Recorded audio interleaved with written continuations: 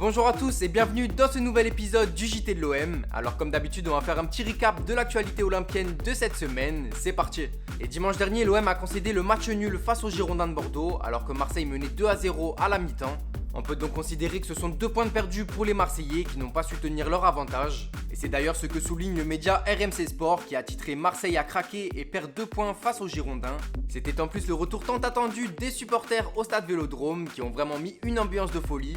Ça aurait pu être un retour parfait avec une victoire au bout mais malheureusement ça n'a pas été le cas. Pour le média local La Provence, il s'agit d'un retour mitigé pour les Olympiens, tandis que Foot Mercato a décrit des retrouvailles semi-réussies avec l'Orange Vélodrome.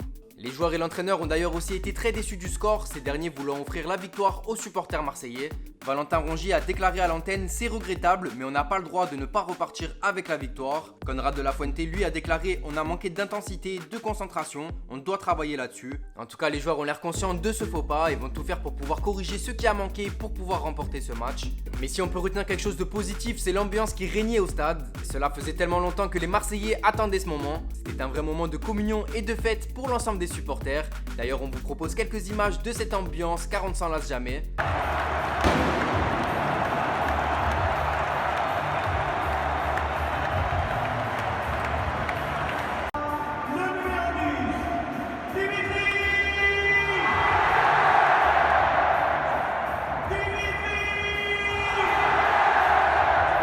Cengiz Ünder, buteur lors de ce match, est sorti sur blessure à la 73e minute de jeu, mais son coach Sampaoli s'est montré rassurant en conférence d'après-match et sa blessure serait plutôt liée à la fatigue et donc à des crampes pour le Turc, donc plus de peur que de mal. D'ailleurs, pendant cette conférence de presse, le coach argentin a déclaré qu'il lui manquait des joueurs dans son effectif. Il est donc temps pour nous d'ouvrir notre page Mercato avec toutes les informations et les rumeurs qui sont sorties autour de l'OM cette semaine. Le milieu de terrain Gonzalo Escalante serait toujours dans le viseur de Pablo Longoria selon le média Corriere dello Sport.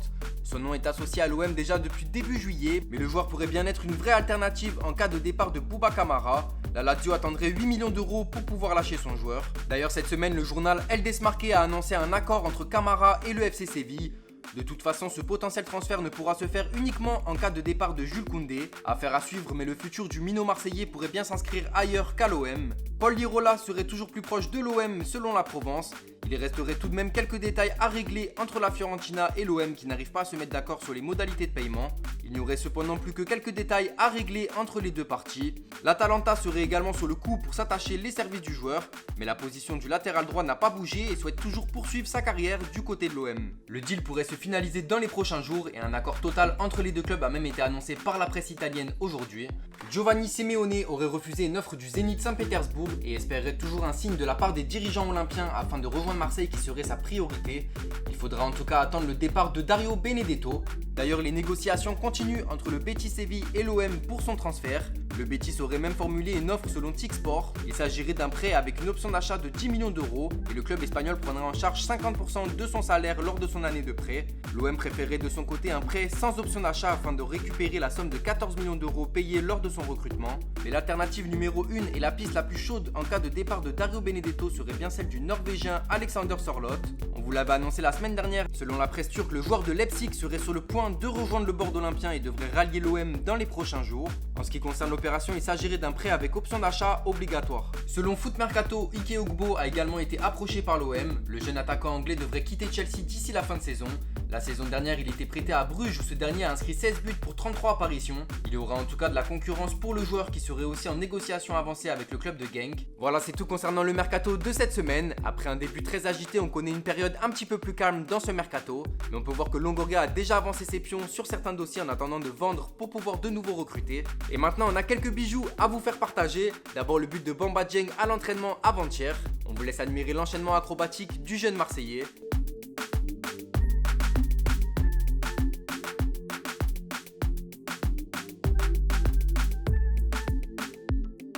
Et Ben Seguir, 18 ans, qui a signé avec l'OM cette saison, a inscrit un but magnifique sur coup franc avec la réserve ce week-end dernier.